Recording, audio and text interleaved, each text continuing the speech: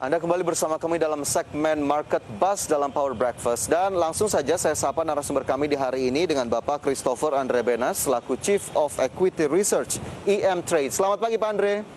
Pagi Fajar. Ya Pak Andre, ini kita lihat market terutama domestik kemarin cukup ceria begitu ya, ditutup positif di zona hijau, ada beberapa sentimen yang akhirnya menjadi pendorong utama. Tapi dari pantauan Pak Andre sendiri, apa yang perlu kita cermati dari penutupan market kemarin?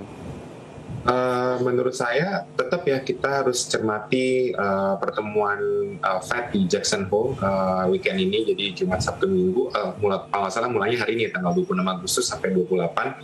Jadi saya rasa akan ada banyak putusan penting mengenai tapering ya. Jadi melihat pergerakan market, memang kemarin masih ditutup cukup positif karena ada beberapa saham yang masih market kapitalisasinya besar rally. Tapi di second session saya melihat ada beberapa pullback ya, jadi kelihatannya dari posisi investor ini juga positioning untuk keputusan The Fed ya. Jadi saya masih melihat hari ini mungkin juga masih akan mengalami kejadian yang sama ya. Mungkin pagi kita lihat bisa ada penguatan karena sentimen global. Kemarin malam Dow Jones, S&P 500, Nasdaq juga masih naik. Dan kalau kita lihat dari regional pagi ini juga masih positif. Jadi saya rasa untuk recession kemungkinan besar juga masih akan naik, tapi kelihatannya banyak investor yang akan berjaga-jaga ya, karena udah mau menjelang Jumat juga, kemudian juga banyak pengumuman penting over the weekend. Jadi saya rasa untuk investor lebih banyak secure mereka punya cash, mungkin juga nggak terlalu agresif untuk menambah portfolionya saat ini. Oke, jadi pernyataan The Fed masih ditunggu nanti di Jackson Hole Symposium, tapi dengan kenaikan harga komoditas kemarin yang juga menjadi salah satu sentimen, apakah masih akan berlanjut Pak Andre di hari ini atau di pekan ini?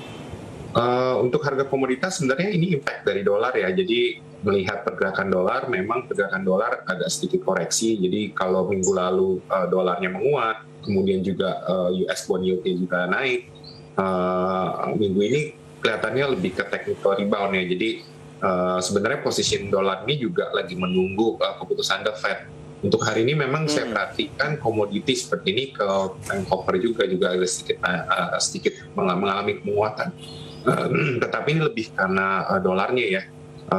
Kalau misalnya untuk long term view, balik lagi kita harus menunggu keputusan The Fed minggu ini. Jadi view saya sih lebih cautious ya, mungkin dalam beberapa hari ini. Oke, lebih cautious. The Fed pernyataannya ditunggu yang akhirnya juga berimplikasi kepada dolar dan tadi komoditas seperti yang sudah diulas Pak Andre. Lantas dengan melihat kondisi-kondisi tersebut untuk indeks harga saham gabungan, meskipun tadi Pak Andre sebutkan first session masih cukup positif, tapi level yang bisa dijadikan acuan dalam waktu dekat untuk indeks di level berapa Pak Andre? Saya rasa masih di level segini yang nggak jauh berbeda dari 6.100, 6.000. Saya rasa belum ada cukup kekuatan untuk menembus posisi sampai 6.300 ya, karena balik lagi dari data ekonomi Indonesia juga masih minim sentimen. Kalau saya lihat minggu ini memang tidak ada pengumuman data makro untuk Indonesia, jadi itu sebenarnya penyebab market Indonesia mungkin juga lacking katalis. Tapi on the other hand, kita lihat juga PPKM sudah mulai dilonggarkan, terus kemudian juga data kenaikan kasus COVID cukup bagus. Di Jakarta kemarin kan juga less than 1.000, kemudian kenaikan nasional juga udah cukup rendah ya dibandingkan posisi mungkin 2-3 bulan, sebulan terakhir. Jadi saya rasa on makro sebenarnya lebih bagus, cuman masih minim katalis positif ya. Oke, jadi masih cukup bagus, levelnya tadi juga sudah disebutkan memang belum bisa terlalu jauh. Tapi ada satu saham yang juga ingin saya tanyakan Pak Andre, tadi juga sudah kami sampaikan informasinya, ada MAPB dengan informasi seputar gerai Subway yang akan mulai dibuka di Indonesia. 2 hari berturut-turut naik lebih dari 10%. Ini apa yang harus dicermati, terutama oleh investor muda yang sepertinya pasti euforia sekali dengan hal ini? Sebenarnya justru saya melihat harus sudah berhati-hati ya, karena berita masuknya Subway ke Indonesia mestinya udah di-pricing oleh market.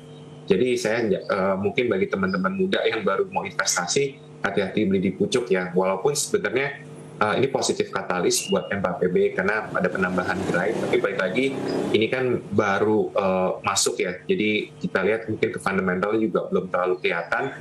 But overall ini cukup sentimen positif. Cuma menurut saya udah pricing ya oleh market kalau misalnya udah 2 hari berturut-turut, plus likuiditasnya dari MAPB ini kan cukup kecil.